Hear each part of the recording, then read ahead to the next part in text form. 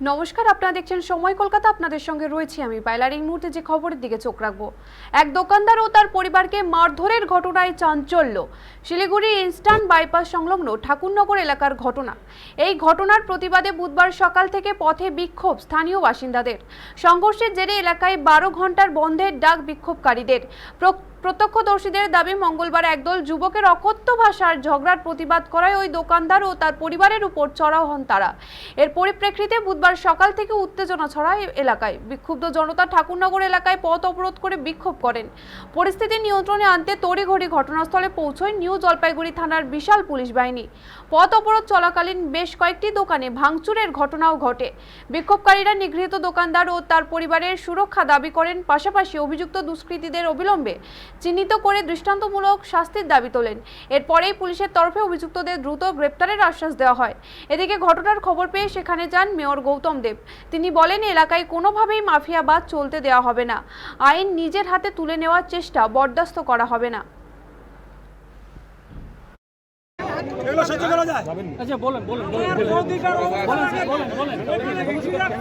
কালকে আমি যখন চিৎকার চেঁচামেচি হচ্ছে তখন আমি বাড়ি থেকে দৌড়ায় গিয়ে দেখি কি আমার ওই দেওয়ারগুলোকে নাক মুখ ফাটাই দিচ্ছে। দেওয়ার পরে একদম নাক মুখে পুরো রক্ত, হাতে পায়ে গেঞ্জি টেঞ্জি সব মাখানোর পরে গিয়ে দেখি কি পুরো মারামারি, একজনকে নিচে ফেলে দিয়ে তারপরে ওরা 4-5 জন মিলে পুরো খুশি মারতেছে। আর কিভাবে যে মারতেছে আমি বলতেই পারবো না।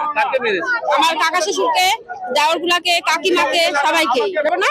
তারপরে সেই কাঁচালটাই দোকানের সামনে আসছে, দোকানের সামনে আসে ওরা কেঁচাল করতেছে। আমার দেওয়ার বলে কি এখানে কেঁচাল করিস না, এই কথা বলার পরে ওরা কি করলো, ওই দেওয়ারটাকে মারি দিল। দেওয়ারকে মারি দিচ্ছে। এখন ছোট ভাইকে যদি মারে, বড় ভাই দেখলে কি থাকতে পারে? এখন বড় ভাই গেছে, বড় ভাই গিয়ে ওদেরকে তারপরে বলছে যে কি রে মানে কেন মারলি।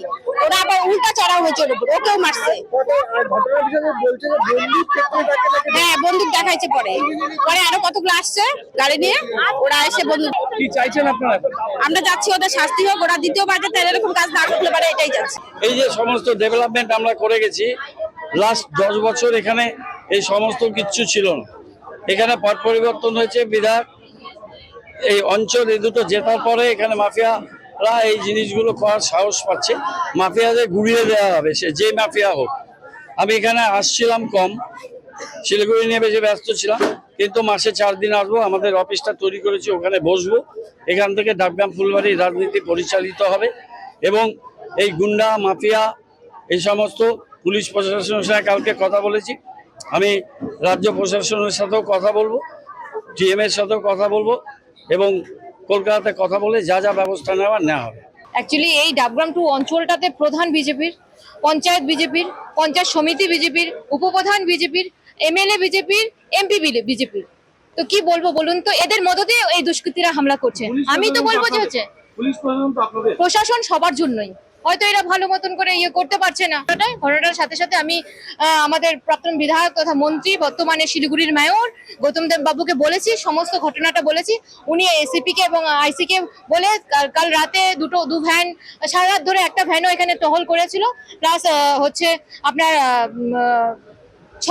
12 ঘন্টার সকাল অবধি ওনারা 6 জনকে অ্যারেস্ট করেছেন, যারা অভিযুক্ত রয়েছে, যারা দুষ্কৃতী।